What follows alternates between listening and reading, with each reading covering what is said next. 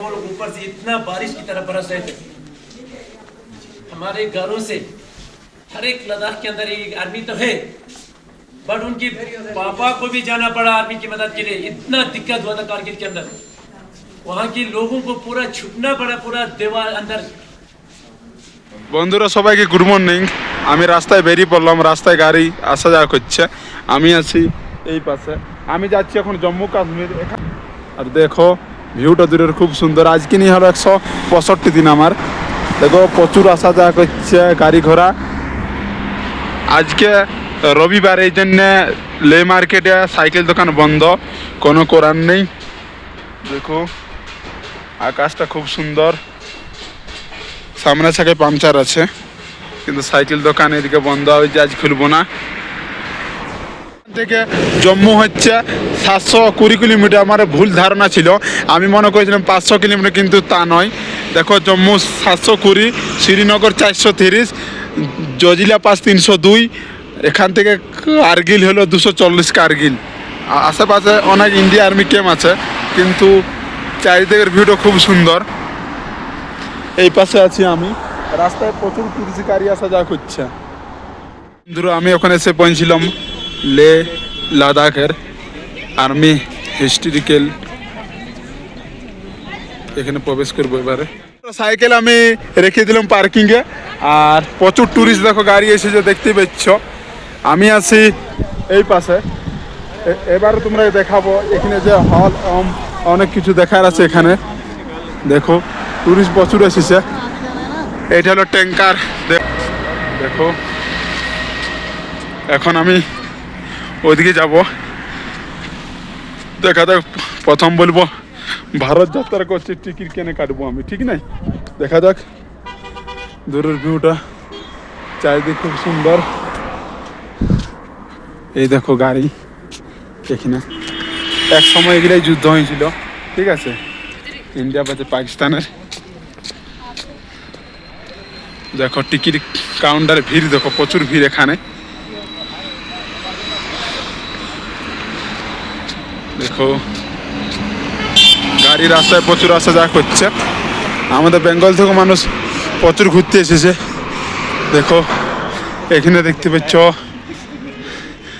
কোথায় কি আছে, এখানে দিয়ে আছে ম্যাপ, আর টিকিট কাউন্টার ওই পাশে। के अंदर कुछ रेड लेटर में कुछ गांव का नाम लिखा हुआ रेड लेटर में, जैसे कि गुलतारी, गोन, मटियल, बिजोदन, मरोल। ये पीओके का कुछ गांव है जो कि अभी भी उसके अंदर मौजूद है। पीओके क्या होता है? पाकिस्तान ऑक्युपाइड कश्मीर, जो कि पाकिस्तान वाले बोलते हैं आजाद कश्मीर। उसके बाद जितना भी एरोहेड मेरे और इंडिकेट कर रहा है, ये एलओसी है। एलओसी क्या होता है? मुझे आवाज नहीं आ रहा है? ध्यान से सुन लेना। ये कारगिल वॉर कैसे हुआ, क्यों हुआ? कारगिल वॉर नहीं होना था, कारगिल वॉर धोखे से हुआ। पाकिस्तान ने हमारे साथ बहुत धोखा किया था, इसलिए जो कारगिल वॉर 1999 में पाकिस्तान के साथ वॉर हुआ। 1999 से पहले इंडियन आर्मी और पाकिस्तान के बीच में एक एग्रीमेंट के ऊपर साइन किया गया था कि विंटर्स के टाइम पे दोनों मुल्क उस हाइट के ऊपर नहीं बढ़ेंगे जहां पे ज्यादा बर्फ होते हैं। ना तो इंडियन आर्मी ना तो पाकिस्तान के रेंजर्स, उनको रेंजर्स बुलाया जाता है। क्या बुलाया जाता है?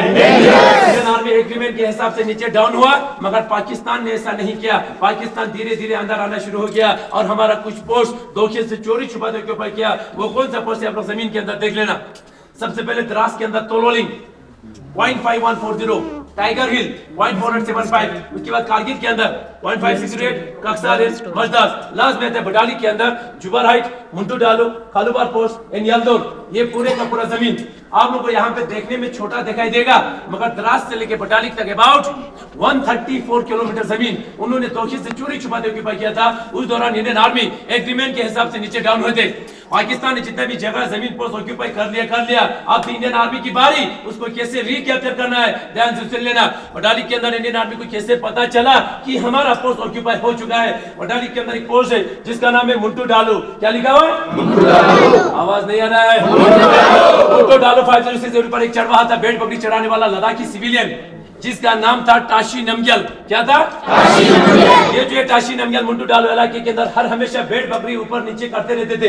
एक दिन मुंटू डालो इलाके के अंदर उसने वहां पे कुछ हरकत को देखा, वहां पे कुछ लोग हरकत कर रहे थे। पहले उसने देखा कि ये इंडियन आर्मी है कि पाकिस्तान आर्मी है। वहां पे उसने देखा लंबे चौड़े पठानी सूट में 8 से 10 लोग पत्थर से बंकर बना रहा था। उनको कंफर्म हुआ कि ये इंडियन आर्मी नहीं है, पाकिस्तान आर्मी है। इसीलिए फटाफट बटालिक बेस में आके इंडियन आर्मी को इंफॉर्मेशन दिया जाता है, सर मुंटू डालो इलाके के अंदर कुछ हरकत हो रहा है, आप लोग देख लेना बोल के इंडियन आर्मी फटाफट एक्टिवेट हो जाता है और वहां पे एक पेट्रोलिंग तैयार किया जाता है। उस पेट्रोलिंग कमांडर का नाम था कैप्टन सौरभ कालिया। क्या था? कैप्टन सौरभ कालिया के साथ 5 जवान इंडियन आर्मी द्वारा सबसे पहले यहां से पेट्रोलिंग के लिए भेजा जाता है। भेजा तो गया, वहां से एक भी जवान वापस नहीं आया। कहां गया वो 5 का 5 जवान? पाकिस्तान वालों ने वहां से कैप्चर करके वहां पे लेके गया। वो मैं आप लोगों को बाद में ब्रीफिंग करूंगा। इसीलिए वहां पे फटाफट इंडियन एयरफोर्स द्वारा वहां पे ऑपरेशन लॉन्च किया जाता है। उस ऑपरेशन का नाम था ऑपरेशन सफेद सागर। ऑपरेशन सफेद सागर इसलिए नाम दिया गया क्योंकि ज्यादा हाइट होने की वजह से इंडियन आर्मी और इंडियन एयरफोर्स दोनों मिलकर उस ऑपरेशन को सक्सेसफुल बनाया। ऑपरेशन तो सक्सेसफुल हो गया, मगर खालूबर 4812 के ऊपर हमारी 111 बोरकर राइफल का कैप्टन मनोज कुमार पांडे बहादुरी के साथ, ईमानदारी के साथ लड़ते लड़ते वहां पे वो शहीद हो गया। उनकी वीरता को देख के, उनकी बहादुरी को देख के भारत सरकार द्वारा उनको सबसे पहले परम वीर चक्र से सम्मानित किया गया। नेक्स्ट आता है द्रास के अंदर तोलोलिंग। क्या लिखा हुआ? तोलोलिंग। ये जो तोलोलिंग मेन था हमारे लिए बहुत ही जरूरी था। क्यों जरूरी था तोलोलिंग हमारे लिए? क्योंकि श्रीनगर से आते समय ये जो रेड लाइन आ रहा है द्रास होते हुए कारगिल, कारगिल से जा रहा है लेह लद्दाख तक, ये हमारा NH1 है, नेशनल तोलोलिंग के नीचे से आ रहा है। इसीलिए पाकिस्तान की निगरानी में था। अगर आज हम सबसे पहले तोलोलिंग को रिकैप्चर नहीं करते तो आज यहाँ पे कौन होते? ऐसा होने देते नहीं। ऐसा होने देते नहीं। ऐसा ना हो। तोलोलिंग को रिकैप्चर करने के लिए कैप्टन विजय थपर को टास्क दिया। कैप्टन विजय थपर बहादुरी के साथ, ईमानदारी के साथ तोलोलिंग को रिकैप्चर करने के बाद 22 साल की उम्र में यहाँ पे शहीद हो गया, जिसका द लास्ट पता यहाँ पे जरूर पढ़िए। द लास्ट पोस्ट करके आप लोगों को प्राउड फील होगा, फख्र महसूस होगा। शहीद होने से 2-3 दिन पहले अपने पिताजी के नाम खत लिख के वो शहीद हुए। बाद में आप लोग अच्छे से पढ़ सकते हैं। उसके बाद पॉइंट 5140 को रिकैप्चर करने के लिए कैप्टन विक्रम बत्रा को टास्क दिया। आप सभी को मालूम होगा कैप्टन विक्रम बत्रा का दूसरा नाम भी है शेरशाह। के लिए आवाज यहाँ पे बहुत कम होता है। कैप्टन विक्रम बत्रा का दूसरा नाम क्या था? शेरशाह को टास्क दिया था 5140 को रिकैप्चर करने के लिए, और उसने किया भी बहादुरी के साथ। 5140 को रिकैप्चर करने के बाद दोबारा आगे एडवांस करते समय 2 गोली लगने के कारण कैप्टन विक्रम बत्रा वहां पे घायल हुआ। घायल होते ही अपने सीनियर ऑफिसर को यहां से 4 बार का एक मैसेज भी पास किया जाता है। वो मैसेज क्या था? ये दिल मांगे मोर, ये दिल मांगे मोर, ये दिल मांगे मोर बोल के दोबारा 4875 पे बढ़ने लगा। 4875 में पहुंचने से पहले कैप्टन विक्रम बत्रा 2 गोली लगने के बावजूद भी पाकिस्तान के 3 बंकर को बर्बाद करके, जैसे कैप्टन विक्रम बत्रा 4875 टॉप में पहुंचने वाला था, अचानक बैक साइड में 5 गोली लगने के कारण कैप्टन विक्रम बत्रा भी वहां पे शहीद हो गया। उनकी वीरता को देख के उनको भी परम वीर चक्र से सम्मानित किया गया। बाकी उसके साथ जितना भी सेना थे, राइफलमैन संजय कुमार के साथ पूरा सेना मिलके 4875 को बहादुरी के साथ कैप्चर किया और वहां पे अपना तिरंगा लहराया। भारत माता की जय पुकार के संजय कुमार यहां से जीवित वापस आए थे। अभी भी संजय कुमार जीवित है। लास्ट में था टाइगर हिल। ज्यादा डोमिनेट हाइट होने के कारण इंडियन आर्मी को कम से कम 1 महीने का समय लग गया टाइगर हिल को रिकैप्चर करने के लिए। 18 ग्रेनेडियर को टास्क दिया था। आप लोगों ने नाम सुना होगा, ग्रेनेडियर योगेंद्र सिंह। ग्रेनेडियर योगेंद्र सिंह के साथ जितना भी सेना थे, टाइगर हिल को 1 महीने के अंदर पूरे का पूरा रिकैप्चर तो कर लिया, मगर योगेंद्र सिंह को टाइगर हिल के ऊपर पहुंचते पहुंचते कम से कम 17 गोली लगा उसको। वहां पे 17 गोली लगने के बावजूद भी किसी भी तरह रिंगते रिंगते जाके अपना तिरंगा वहां पे लहराया। भारत माता की जय पुकार के योगेंद्र सिंह 17 गोली लगने के बाद वहां से जीवित वापस आए थे, अभी भी जीवित है। क्या बात है।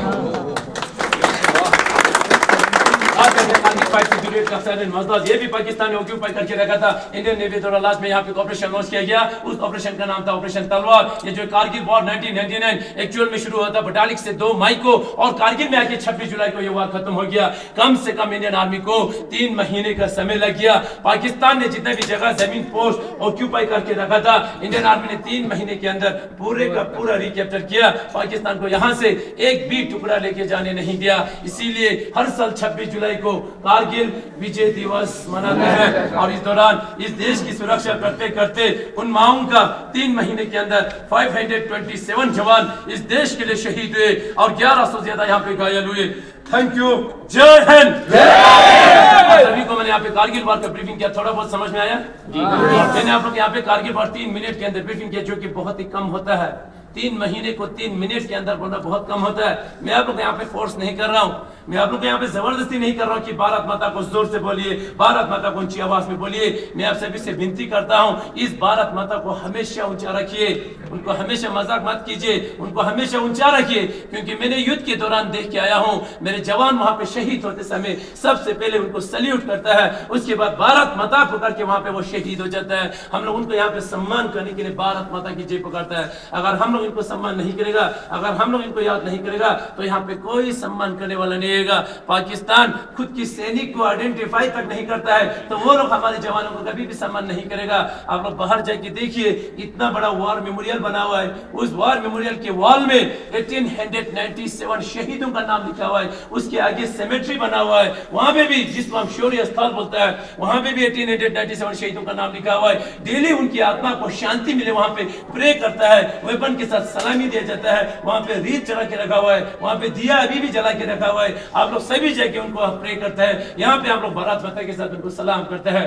अगर हम लोग इनको याद नहीं करेंगे तो आप लोग सुन लेना, यहाँ पे कैप्टन सौरभ काली के साथ 5-6 जवान पेट्रोलिंग की जाते समय एक भी जवान वापस नहीं आया। कहां गया ये 10 का 10 जवान? पाकिस्तान वालों ने वहां से जिंदा बंदी बना के ले लिया और उन जवानों के साथ वो वाला हरकत किया जो हम कभी सोच भी नहीं सकता है। 9 जवानों को 3 दिन के अंदर, 5-6 जवानों को 3 दिन के अंदर गोली मार के शहीद किया गया।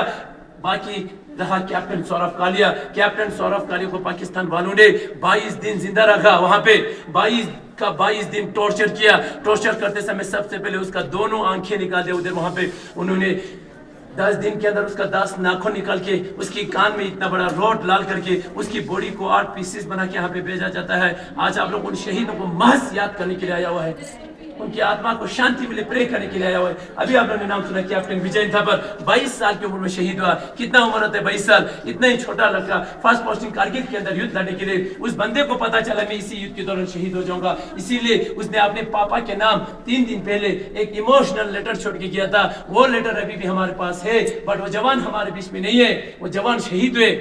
एक जवान शहीद होने से पहले अपने माता पिता के नाम क्या खत लिख के गया, आप लोग ध्यान से सम्मान के साथ सुन लेना।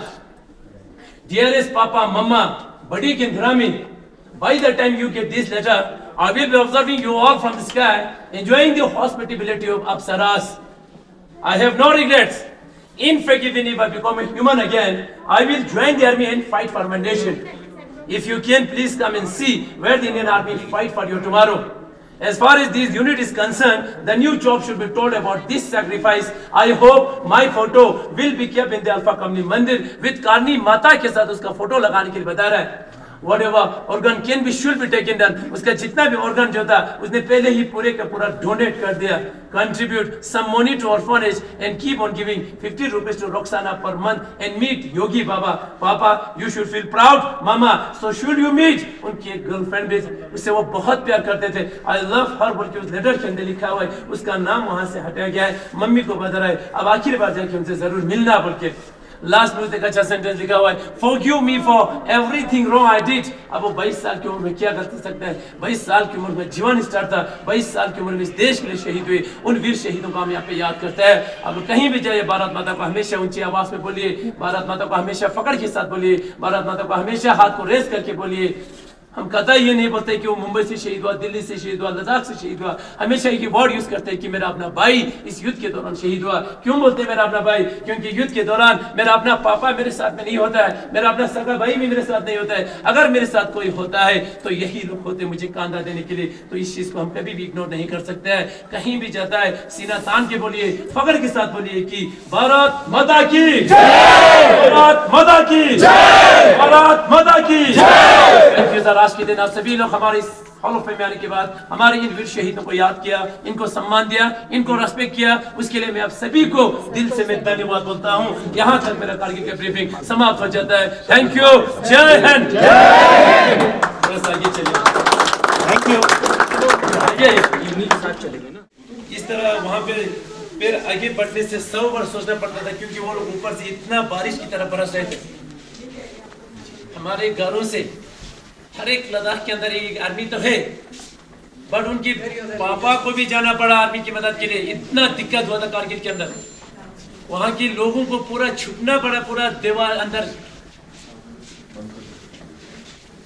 अभी आप लोगों को कारगिल वर्ड बताया, अब आप लोग सुन लेना। गलवान सभी को पता है गलवान? अभी 2020 की बात कर रहा हूँ, उस वार का भी हिस्सा हूँ, तो इसीलिए आप लोगों को बता रहा हूँ वहाँ पे 20 जवान को कैसे शहीद हुआ। आप लोगों के सामने 20 जवान को शहीद होके देख के आया हूँ। शहीद भी ऐसे नहीं किया कि गोली मार के, सभी जवानों को चाकू से काट काट के शहीद किया था। वहाँ पे 1962 में उस इलाके के अंदर वार हुआ था चाइनीज के साथ, जिसको हम इंडोचीना वार बोलता है। उस दौरान उस वार को लीड कर रहा था मेजर शैतान सिंह, सभी को पता है। मेजर शैतान सिंह को टास्क दिया था कि आप निजांगला और एक पोस्टों को पूरा कैप्चर करना है किसी भी तरह। तो इसी तरह सेल मोडल के ऊपर आप लोग ब्रीफिंग हो रहा था। उसके बाद उनको वहाँ पे भेजा गया 62 में कि आप लोग को इस तरह पोस्टों को कैप्चर करना है बोल के। कैप्चर करने के बाद निजांगला को भी कैप्चर करने के बाद हमारे 124 जवान उस दौरान वहाँ पे शहीद हुआ था। उन शहीदों को याद करने के लिए वहाँ पे निजांगला वॉर मेमोरियल बना हुआ है, आप लोग जाके वहाँ पे भी याद कर सकते हैं। वहाँ पे LAC बॉर्डर लगता है जिसको हम लाइन ऑफ एक्चुअल कंट्रोल बोलते हैं। कल आप लोग डुबरा जाते समय LOC बॉर्डर लगेगा जिसको हम लाइन ऑफ कंट्रोल पाकिस्तान के साथ, line of actual control Chinese के साथ। बीच में हमारे जवान डट के मुकाबला कर रहे हैं। बीच में हमारे जवान, इंडियन आर्मी बीच में है, लेफ्ट साइड में पाकिस्तान, राइट साइड में चाइनीज का बॉर्डर, और हमारे बीच में दोनों मुल्कों का डट के मुकाबला करता है। थैंक यू, जय हिंद। उसके बाद वहाँ पे अभी क्या हुआ था 2020 में, एक दुखद वाली कहानी क्या हुआ, आप लोगों ने नाम सुना होगा, कर्नल भिकुमुला संतोष बाबू 16 बिहार में कमांड करते थे। 20 जवान को लेके पेट्रोलिंग के लिए किया था। चाइनीज आर्मी आप लोग, इंडियन आर्मी आप लोग, मैं बीच में क्या हूँ, दीवार के ऊपर फेंसिंग लगा हुआ, इस तरह फेंसिंग लगा हुआ, बस इतना ही नजदीक है। आप लोगों ने हमेशा सुना होगा चाइनीज के साथ हाथापाई होता है, हमेशा होता है। क्यों होता है? क्योंकि वो लोग आता है हमारी इस दीवार को, हमारी इस फेंसिंग को लात मारता है और इस दीवार को लेके जाता है, यहाँ पे लेके जाता है, तो इसके बीच में इतना 4-5 फुट चले जाता है, कैप्चर करते हैं वो लोग। इसीलिए हम लोग वहां से दौड़ के आता है, क्या करता है, अपने फेंसिंग को जहाँ पे था उधर ही लगा के, फिर वहां पे जो चाइनीज होता है उनके साथ हाथापाई होता है। बट इस बार क्या हुआ 2020 में, कर्नल भिकुमुला संतोष बाबू के साथ 20 जवान पेट्रोलिंग के लिए किया था। वापस आते समय 20 जवान को चाइनीज के 300 जवान मिलके घेर लिया। हमारे 20 ही थे और उनको 300 जवान, हमें धोखा देके, हमें फिर भी डर नहीं लगा। क्यों डर नहीं लगा? क्योंकि वहां पे वेपन का इस्तेमाल नहीं होता है। वहां पे सीज फेयर किया हुआ है 62 से लेके अभी तक। 30% का जमीन हमारे पास है, 70% का जमीन उनके पास है, फिर भी वो लोग हमारे जमीन को कैप्चर करते हैं। तो वहां पे 20 जवान को लेके गया, वहां पे वापस आते समय 300 जवान मिलके घेर लिया। वहां पे हमें डर नहीं लगा क्योंकि वेपन का इस्तेमाल नहीं होता। उन्होंने हमें धोखा देके शार्प वेपन का इस्तेमाल किया। शार्प का मतलब इतना बड़ा लकड़ी के ऊपर फेंसिंग वेयर राउंड किया था, हाथों में चाकू उठाया था, लोहे का रॉड उठाया था। अगर एक फेंसिंग वायर यहाँ पे लग जाता है, उसका दूसरा नोकीला जो है यहाँ से निकल जाएगा, इतना तेज होता है। आधा घंटे के अंदर हमारे 20 जवान को शहीद किया। हम लोग ऊपर से दौड़ के नीचे आया था। सबसे पहले अपने जवानों को बचाने की कोशिश किया। किसी किसी जवानों को उन्होंने पानी के अंदर इस तरह उल्टा रखा था और बाकी जवानों को वहाँ पे शहीद कर रहा था। हम लोग दौड़ के आए कि सबसे पहले उन जवानों को पानी से निकाल के सीधा किया। किसी का भी चेहरा देखने को उसमें नहीं था, उन्होंने पूरा चाकू से इस तरह काटा हुआ था। इंडियन आर्मी ने उसका बदला ले लिया, 20 की जगह 43 को मार के लिया। बट हम उसको बदला नहीं बोलते हैं। उस बदले से मेरे एक जवान वापस तो नहीं आ सकते हैं। एक जवान उस माँ के लिए कितना अहमियत रखते हैं, उस माँ को पता है। 20 जवान इस देश के लिए कितना अहमियत रखते हैं, वो हमें पता है। लास्ट फोर्स का second highest graded award Mahavir चक्र से सम्मानित किया गया कर्नल भिकुमुला संतोष बाबू को। इसीलिए उस बोर्ड के ऊपर लिखा हुआ है celebration 20 year of Kargil war 2019, last वाला बड़े अक्षर से। सेलिब्रेशन का मतलब हम लोगों ने नाच गाना पार्टी का सेलिब्रेशन नहीं हुआ था। सेलिब्रेशन का मतलब सम्मान हुआ था। सम्मान का मतलब पूरा हिंदुस्तान के अंदर जितना भी आर्मी है, सभी जवान जो कारगिल के अंदर हमारे 527 जवान शहीद हुए थे, उनको याद किया गया, उनको सम्मान किया गया, उनकी आत्मा को शांति मिले प्रे किया। लास्ट में उनको एक विक्ट्री फिल्म जलाया जिसको हम बोलते हैं मशाल। क्या बोलते हैं? वो मशाल अभी भी आप लोगों को लास्ट में रखा हुआ है। आप लोग बाद में फोटो लेके जाए, अच्छे से देख लेना। हर एक जवान इस तरह मशाल उठा के, फर्स्ट टाइम इतना बड़ा सम्मान हुआ था। फर्स्ट टाइम आर्मी के अंदर CDS बना था। Chief of defence staff general Bipin Rawat साहब मौजूद थे। बदकिस्मती से वो भी हमारे बीच में नहीं है। एक हेलीकॉप्टर क्रैश में वाइफ के साथ शहीद हुए। आप लोग को सम्मान करते हुए नजर आएगा वहां पे उस बोर्ड के ऊपर। अभी आप लोगों ने नाम सुना कैप्टन विक्रम बत्रा, उसका एक जुड़वा भाई है जिसका नाम है विशाल बत्रा।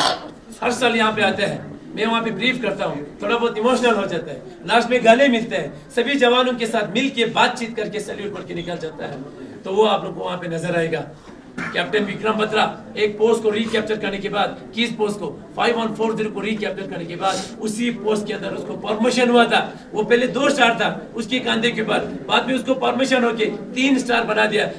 2 स्टार को बोलते हैं लेफ्टिनेंट और 3 स्टार को बोलते हैं कैप्टन। वो कैप्टन बनने के बाद उसके सीनियर ऑफिसर ने उसको बताया, बेटा आपकी पैर में गोली लगा हुआ है, आपको प्रमोशन भी हुआ है, मैं आपको आगे युद्ध करने का अलाउ नहीं करूंगा, आप नीचे जाके अपना पैर का इलाज कीजिए। उस वक्त उसने उस ऑफिसर को रिप्लाई किया, सर इस 2 गोली से मेरा कुछ होने वाला नहीं है, अगर मेरी बॉडी में 100 गोली भी लगे तब भी मैं इस देश के लिए लड़ूंगा और इस देश के लिए शहीद हो जाऊंगा। इसीलिए उसके इस जज्बे को देखो उसको परमिशन मिला। इसीलिए उस फिल्म के अंदर बोलता है ये दिल मांगे, इसलिए बोलता है क्योंकि वो इतना खतरा था, इतना जज्बा था हमारे लिए इस देश के लिए, जिसको हम अभी बत्रा टॉप के नाम से जाना जाता है। उन जवान को याद करने के लिए शाम को आप सभी को लाइट एंड साउंड शो दिखाता है। लाइट एंड साउंड शो का मतलब एक हिंदी फिल्म नहीं है, लाइट ग्राउंड पूरा लाइटिंग में होगा। शो होता है 48 से लेके 1999 तक जितना भी वॉर हुआ था, पूरा वॉर बड़े स्क्रीन के ऊपर आप लोग को यहाँ पे 7:30 बजे पहुंच जाना। 7:45 पे शुरू हो जाता है, 8, 10, 15 तक खत्म हो जाता है। जिस किसी को भी आना है आप लोग आराम से देखिए अच्छे से। बाकी यहाँ तक मेरा कंप्लीट ब्रीफिंग समाप्त हो जाता है। थैंक यू, जय हिंद। बाकी आप फोटो ले लेना सभी जगह। अगर किसी को मुझे यहाँ पे इस ब्रीफिंग के लिए थोड़ा बहुत अपने हिसाब से खुशी से पेमेंट हेलो सब पाकिस्तानी गान देखो, तो पाकिस्तानी भारत माता की जय, भारत माता की जय, भारत माता की जय, भारत माता की।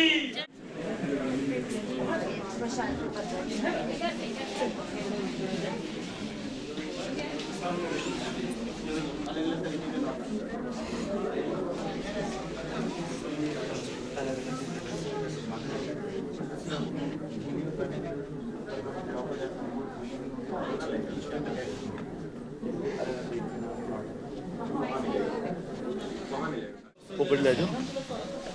सभी को मैंने यहाँ पे कारगिल वॉर की ब्रीफिंग किया, आपको थोड़ा अच्छे से समझ में आया मेरा briefing.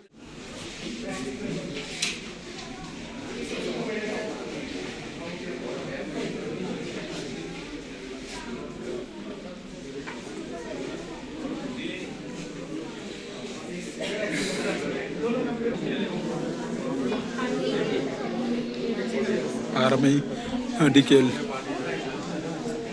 operation Bijoy victory from the height.